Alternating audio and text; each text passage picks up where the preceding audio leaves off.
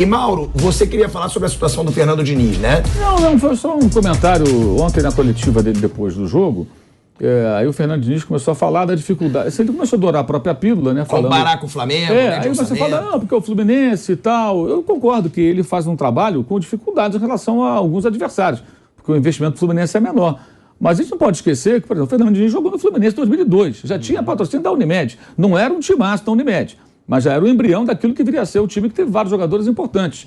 O Fluminense, durante muitos anos, foram 14 anos com a Unimed, ele tinha um patrocinador que pagava os salários mais caros do elenco e colocava jogadores valiosos ali dentro. O Vampeta cansou de jogar contra o time do Fluminense, tem aqueles jogadores todos. Era um time, foi um time que foi campeão da Copa do Brasil, 2 títulos brasileiros, vice da Libertadores, vice da Sul-Americana, fora título do Carioca. Então o Fluminense era forte. E nesse período todo, o Fluminense poderia ter equacionado dívida, já que tinha alguém bancando o seu elenco principal, montado um CT, não montou. Montou o CT agora, depois da Unimed. Né? E as dívidas só aumentaram. Então, se o Fluminense, onde ele hoje trabalha, não consegue fazer frente como poderia, embora, claro, tenha uma capacidade de arrecadação menor do que do seu rival, é também por conta de erros cometidos no passado.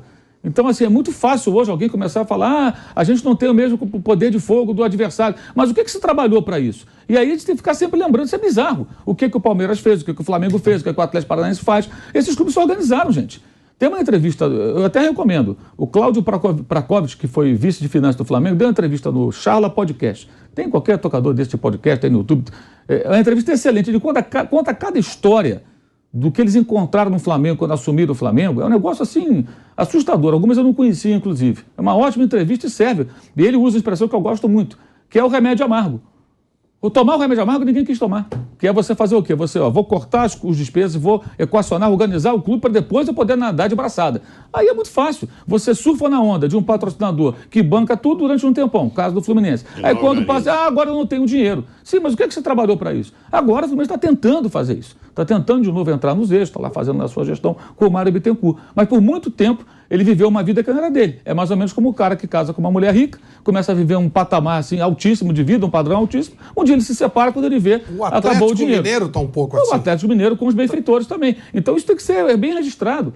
Porque fica aparecendo... Aí compara, por exemplo, ele compara com o Manchester City, cita o Manchester City, é diferente.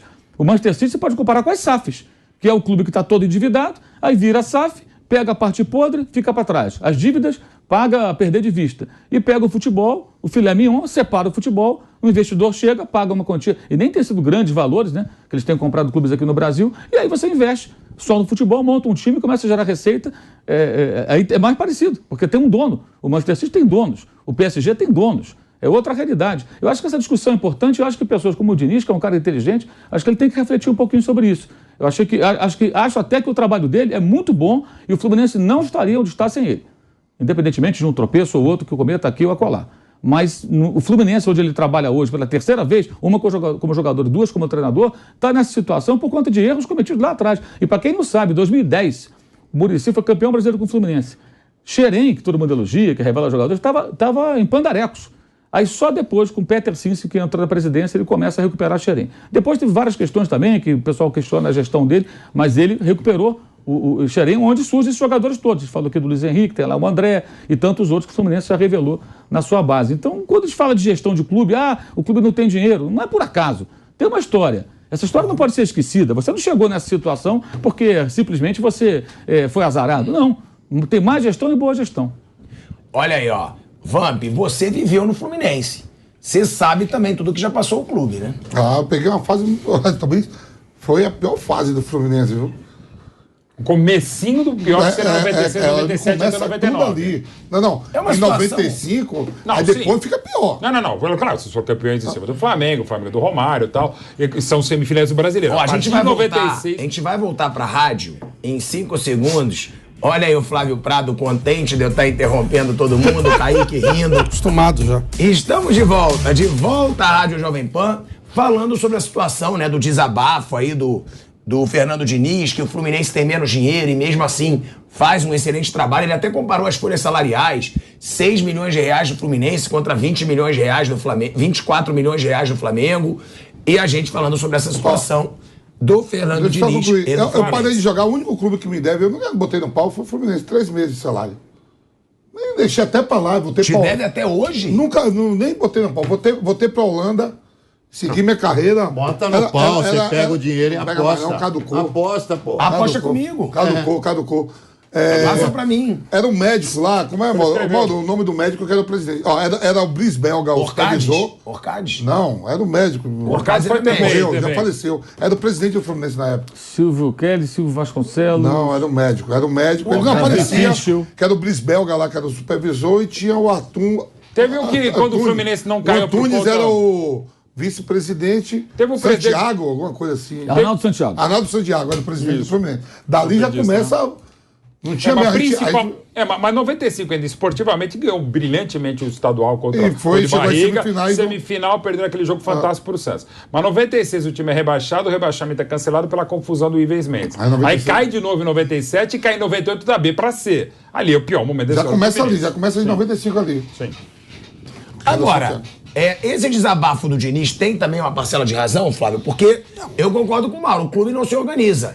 Mas ele fala do feito dele, né? Ó, eu tenho pouco dinheiro, mas eu faço esse time jogar, eu tô disputando no topo da tabela. É isso. Não dá pra comparar Palmeiras e Flamengo com ninguém, mas eles se organizaram. O Palmeiras o Atlético Mineiro dá, mas nem Mas campo, o Atlético Mineiro, por enquanto, o Atlético Mineiro, por enquanto, é uma Unimed. Você não tem a casa pronta ainda. Então não dá pra saber. Eles têm dinheiro nesse momento, não dá pra saber. Palmeiras e Flamengo, hoje, eles independem de quem esteja no poder. E os dois tomaram remédios amargos. Eu acho que isso é correto. E temos que esperar também que eles continuem ganhando tudo para que os outros deem um jeito de se ajeitar. Não tem que diminuir o tamanho deles, tem que fazer os outros subirem.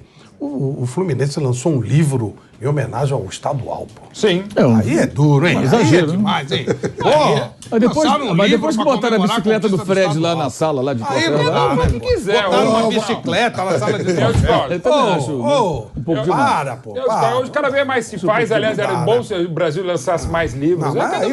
Uma bicicleta pendurada, Então, no Campeonato Carioca, os caras lançam livro. Não, peraí, Fluminense é mais que isso, gente. Fluminense é mais que isso.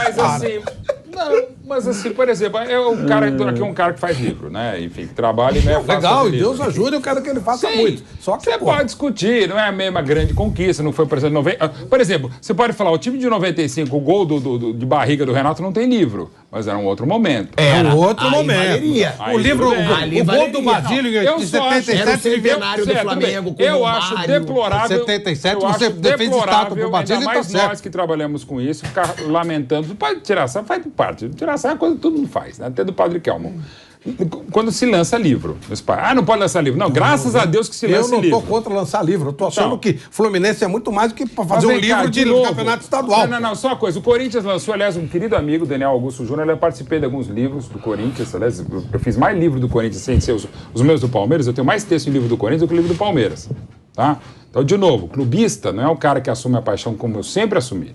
Clubista é um cara que não gosta de um time e distorce contra ele. Então, se tem um cara que pode falar de outros clubes, aqui sou eu. Ponto. E dando essa carteirada... falou bonito, hein? E dando essa carteirada é o seguinte...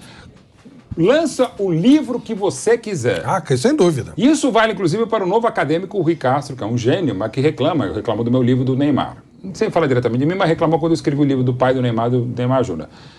E não estou falando dentro da carteirada só porque é um livro publicado em 20 línguas, e não é porque eu escrevi, é porque é dos dois. Né?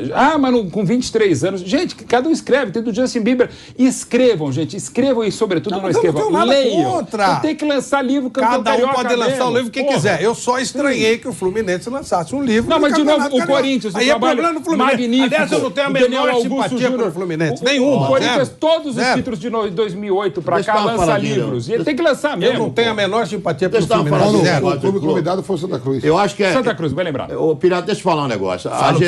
Enquanto a gestão desses clubes não acompanharem a grandeza da instituição, esses clubes vão continuar tomando risco no capacete. Isso acontece não só com o Fluminense, isso acontece com o São Paulo, com o Corinthians. São gestões ultrapassadas, são gestões que cabiam para os anos 70, para os anos 80, e olha lá. Então, o Fluminense está em gestão de anos 70, anos 80, o São Paulo a mesma coisa, o Corinthians a mesma coisa. Eles não acompanharam a grandeza da instituição. Quem é que acompanhou a grandeza da instituição? Palmeiras. Palmeiras acompanhou a grandeza da instituição e está colhendo frutos. Flamengo acompanhou a grandeza da instituição e está colhendo frutos. Então a gente tem que separar bem. Tem que separar o futebol, tem que separar a instituição do futebol do clube no momento. Das dificuldades que tem o clube no momento. Porque o Flamengo é tão grande quanto. O São Paulo é tão grande quanto o Palmeiras. São instituições gigantescas. Só que não acompanharam a grandeza em nível de gestão. E hoje, nós estamos aí no ano de 2022. Aquele que não se modernizar, ele vai tomar risco no capacete. Isso em qualquer segmento, não é só no futebol.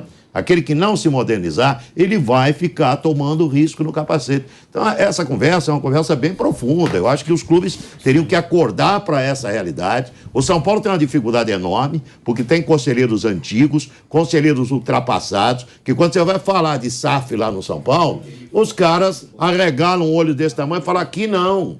Sabe o que se leva para o conselho no São Paulo hoje? Propostas bancárias. Proposta de um banco, do outro e do outro. Não. Sabe qual é a proposta bancária? Para cobrir dívida. Sim. Então está levando proposta, ó, esse banco está oferecendo essa taxa para gente, esse banco oferece essa taxa, isso essa taxa. Isso eu sou especialista. Já fui muito endividado na minha vida. Hoje, graças a Deus, não. Mas já fui. Então, quando você pega uma dívida para cobrir, você pega um empréstimo para cobrir, isso vira o quê?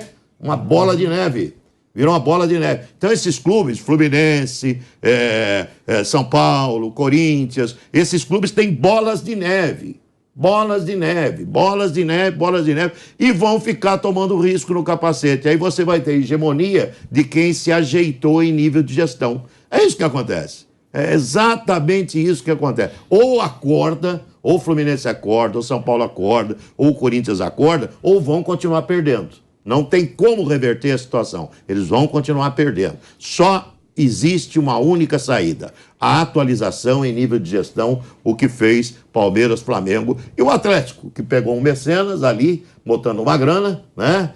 E não botou de graça, porque ele vai querer esse dinheiro de volta, evidentemente. Né? Vai ter arena lá, né? Que a arena não é do Atlético, a arena é do investidor. 2 dos 4 mecenas. Pois é, a arena é do investidor. Vai querer esse dinheiro de volta. Então, quer dizer, é uma alternativa também. Quando entrou dinheiro no Atlético e se fez uma gestão um pouco moderna, os frutos vieram. Com conquista de título, com perspectiva de mais conquistas, se montando um grande time de futebol. É isso, gente. Não tem outra saída, não. Senão vão ficar chorando, vai trocar treinador, vem outro treinador, pega mais um jogador meia boca aqui, outro jogador meia boca ali e não vai resolver o problema.